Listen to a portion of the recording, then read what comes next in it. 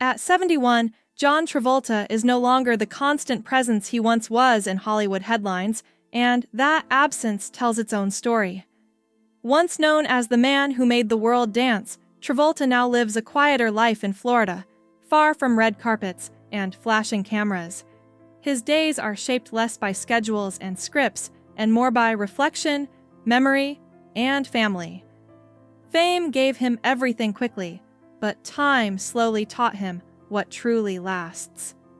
The silence around him today is not a sign of defeat, but of choice. After decades of living under the world's gaze, he has stepped back to breathe, to grieve, and to protect what remains most precious. His story is no longer about chasing applause.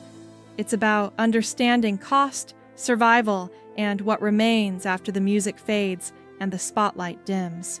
Growing up where belief came first, John Joseph Travolta was born on February 18, 1954, in Englewood, New Jersey, the youngest of 6 children in a working-class family. His father, Salvatore, ran a modest tire shop, constantly worried about money, while his mother, Helen, brought creativity into their home as a drama teacher and performer. Though resources were limited, imagination was not. For young John, school was often painful. He was teased for his appearance and struggled with a stutter that made speaking difficult. But at home, something different existed. His mother believed in him deeply, encouraging performance as expression, not escape. She filled the house with music and movement, turning hardship into possibility. That belief became his foundation. Long before the world applauded him, someone already had, and that early faith would carry him through rejection, fear, and uncertainty. Leaving home before childhood ended. By 16, Travolta made a decision that would define his life. He left home for New York City with little money and no safety net, driven purely by belief and ambition. He slept in shared spaces, worked odd jobs, washing dishes and delivering flowers, and chased auditions during the day.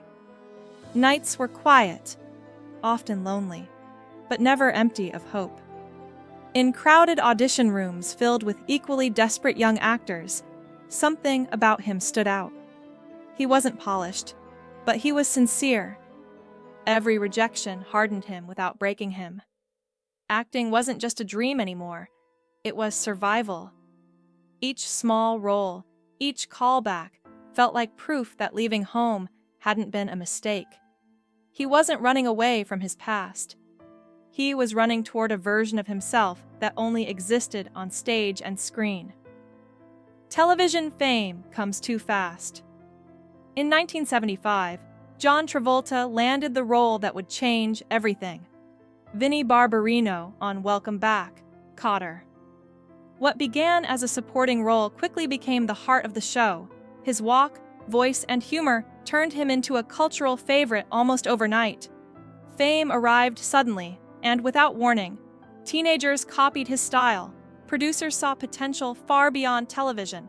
For Travolta, the attention was thrilling but overwhelming. He was still learning who he was while the world decided for him. Just a year later, The Boy in the Plastic Bubble showed audiences his emotional depth, proving he was more than a sitcom star. Critics began to take him seriously.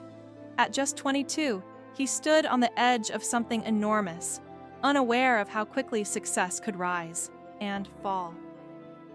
Becoming a global icon overnight. In 1977, Saturday Night Fever didn't just succeed, it reshaped culture. Travolta's Tony Manero captured something raw and restless, turning disco into a worldwide movement. The white suit, the swagger, the soundtrack, it all became iconic. At just 23, Travolta earned an Academy Award nomination, an achievement most actors never reach in a lifetime. Fame exploded beyond control. He was everywhere, instantly recognizable, impossibly young, and deeply influential. Then came Grease, brighter and cleaner, cementing his image as Hollywood's golden boy. Danny Zuko made him untouchable, or so it seemed. At 24, he had conquered film, music, and fashion. Yet behind the celebration, pressure mounted. Expectations grew heavier. Success came too fast for anyone to fully understand its weight. When Hollywood turned its back, the early 1980s marked a painful shift. Films that were meant to sustain his success, instead, weakened it. Some projects failed commercially, others critically, and suddenly the narrative changed. Travolta was no longer the guaranteed hit. Studios hesitated. Critics mocked what once inspired admiration.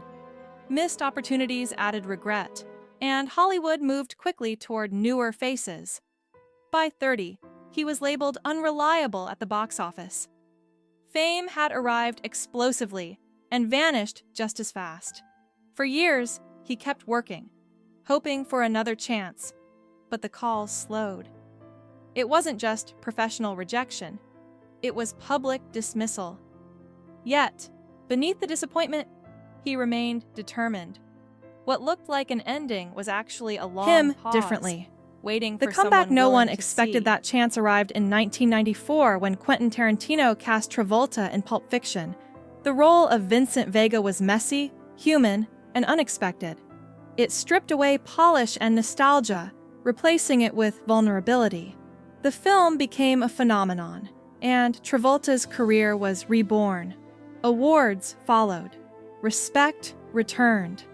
Hollywood welcomed him back with open arms. Over the next several years, he starred in major films and earned enormous success again. But this time, he approached fame differently. He understood how fragile it was. Success no longer defined him completely. He built a life around passions beyond acting, particularly flying, which offered freedom without applause. For a moment, it seemed balance had finally been achieved. Love, loss, and unimaginable grief. While his career revived, life delivered heartbreak. Travolta experienced deep love early, losing actress Diana Hyland in 1977 to breast cancer, a loss that left lasting scars.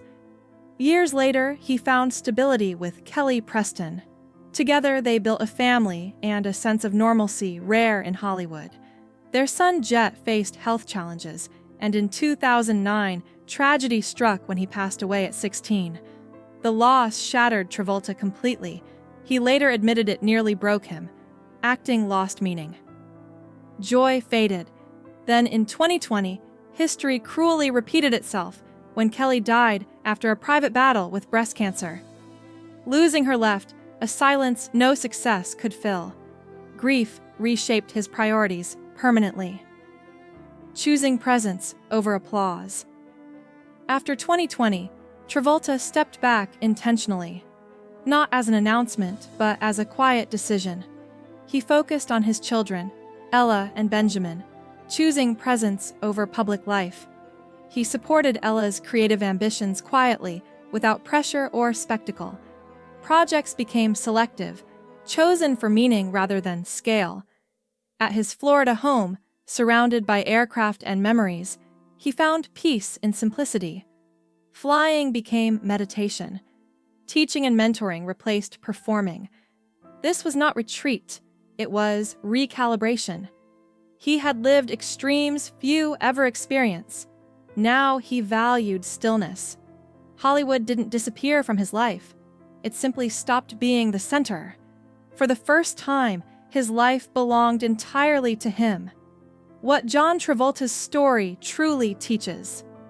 John Travolta's story isn't about fame gained or lost. It's about cost, timing, and survival. He rose faster than most, fell harder than many, and returned when few believed he could. Yet the deepest lessons came not from success, but from loss. Fame made the world dance, but it could not protect him from grief. Today, his life stands as a reminder that legacy isn't measured by awards or box office numbers. It's measured by who remains when everything else fades. Travolta didn't lose relevance. He gained perspective. And in choosing family, reflection, and peace, he made the rarest choice of all. He stepped away on his own terms, proving that sometimes the strongest ending is not applause, but quiet understanding.